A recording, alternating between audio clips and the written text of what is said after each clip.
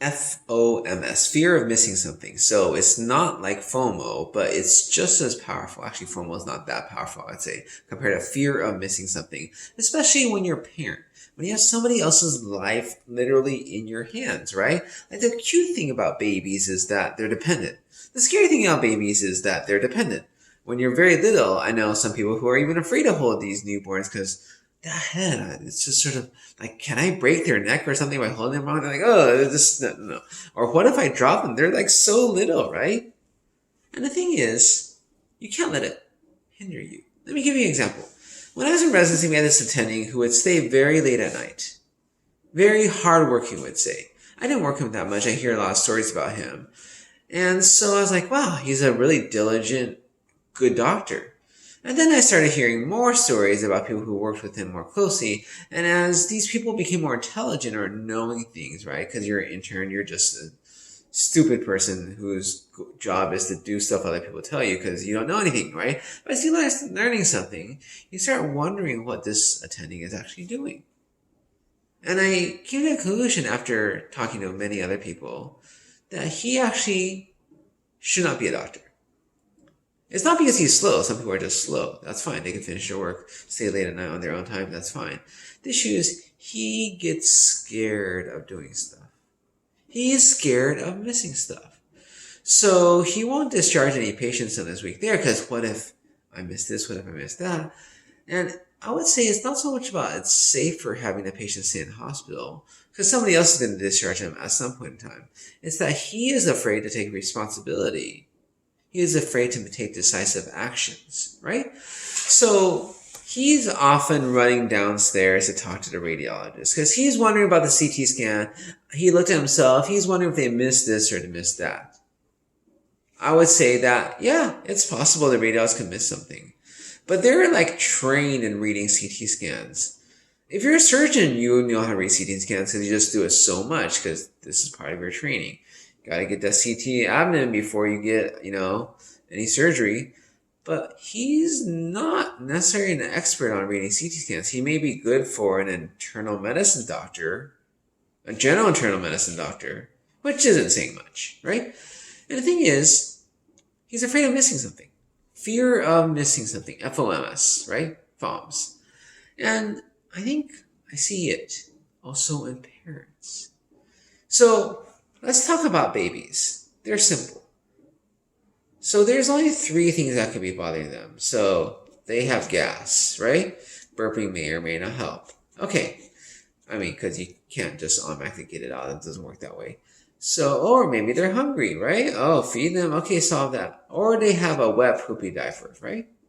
There's other reasons it could be, but basically the world is simple because you're a little baby of a month or 2 old. You don't have much going on upstairs, right? So, 3 things. So my friend says, when her baby is fussy, crying, she'll figure out, okay, let's do this. Okay, feed the baby. Baby doesn't want to eat. Okay, done. Change. The first thing that change the diaper. Okay, get that out of the way. Okay, cross it off. Hungry, maybe try to feed them. They're not hungry. Okay, try to birth them. It can't work. Okay, well, can't do anything. Whatever, they're crying. Let them cry, right? The thing is, a lot of parents are afraid of letting kids cry.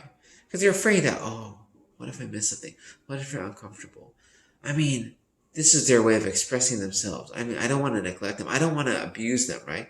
I gotta figure out. And so they just end up holding the baby, never having figured it out.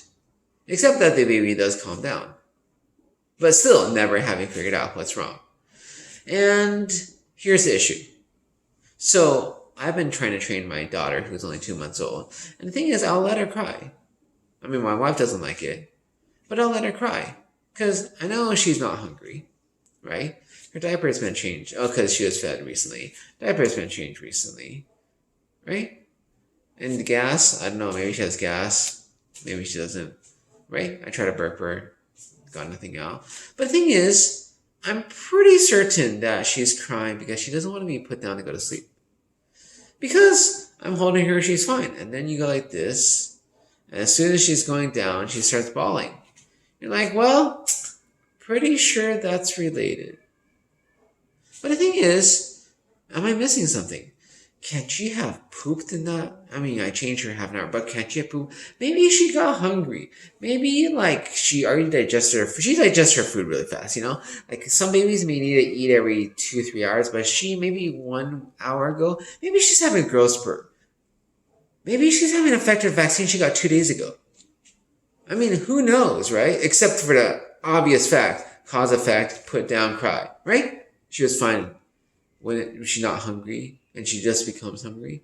I mean, I guess sometimes we're hungry because we see this ad on TV, but I'm pretty sure babies aren't that sophisticated, right? And I think that's a real block for many people because they get hung up on this idea I'm missing something, right? I'm harming my baby. So first of all, look at it objectively. Your baby is not starving, right? My baby has a big belly. Your baby probably has a belly too. The babies in Africa, the kids, they have big bellies because, they're starving. They're emaciated. Their bodies digesting their own protein and all the fluids leaking out. But your baby is not. Your baby is not starving. Baby probably slept pretty well because you've been babying your baby, right? So they're not sleep deprived, right? I mean, you may be, but your baby's not. And then the gas thing is like, so it's, I don't know, what are you going to do? But you probably try to burp your baby either. So the idea is you could be missing something. You're right. The baby could have developed some gas. The baby could have colic. The baby could have anything, right? The baby could have a serious illness. I give you that. But what's the benefit of just trying to do nothing because you're afraid? Not training your baby because you're afraid. Not enforcing rules because you're afraid. What is the benefit, right? So, there's people in the world with medical issues, and a lot of them live relatively normal lives, right? Do you want your baby to be something, oh, this, that, oh, I'm not feeling a little bit, my parents are going to take care of me. But your baby's now 30. Like, do you really want that? I mean, that's an option for you, right? I mean, there's many kids. I mean, some of them even make the news, like that guy who was living with his parents and like he was 30 something, and his parents had to sue him, take him to court to try to get him to move out. And he was like a classic, like, neckbeard, shall we say. And he told the judge tried to compliment him for doing his research, and he's like, oh, it's simple, I just Googled it. And then later he made the news again because he wanted to go back to get his Legos. Not a joke. But the thing is, a lot of times people get hung up on the side that you're missing something. And here's the truth in life. You're always possibly missing something. I mean, the thing is, I work as a doctor, right? And I can tell you that there's patients who are always coming in worried about this or that. And sometimes they have stuff going on and sometimes they don't, right? I mean, I'm not going to be like the classical doctor saying they don't have something. They could have something. And sometimes they catch it earlier. I'll say most of the times these patients who are always getting medical opinions, second opinions, always visiting the doctor, always wanting labs, imaging studies, they get stuff caught sooner. Because any little thing, they're like, oh, I need to get a CT scan. I think I heard some ringing in my ear. As I said, they get stuff caught sooner. But I talk to the patients who come in very late. I tell them, look, right? A lot of them come in with things like, cancers that have been now late stage because they thought, no big deal, right? I mean, one person said, the doctor said, oh, you're just a little bit overweight, right? You're getting older. That's why you have this back pain. It is pancreatic cancer. Stage 4 by the time we saw her. Nothing to do. She's done, right? I mean, 6 months ago could have been possibly better, right? But here's the deal. How do you want to live life? Do you want to live life as somebody who's always worrying, thinking about this, the worst possible outcome of anything? Right? Or do you want somebody who's relatively happy-go-lucky? Yeah, that's probably nothing, right? Go on living life. Enjoy life. Have a fulfilling life. How do you want your baby to be? Do you want your baby to be well-trained? To learn emotional control, self-soothing abilities? To not be needy for the rest of his or her life? If so, you have to get over the fact that you might be missing something. Sometimes I'm missing something. Sometimes my baby now, because I guess she's older, she just wants to get up and observe and play and whatever, right? Sick of being in bed. But I missed it. I just kept trying to pat her, get her back to sleep. But it's not the end of the world. I don't see how she's harmed for it. She's still getting training. Training is worth something. Training is worth a lot. Having emotional stability, ability to calm yourself, that's even worth missing something. Especially when you, me, in our cases, there's no harm that's going to come out of missing the fact that they're hungry and eat an hour late when they're already well fed.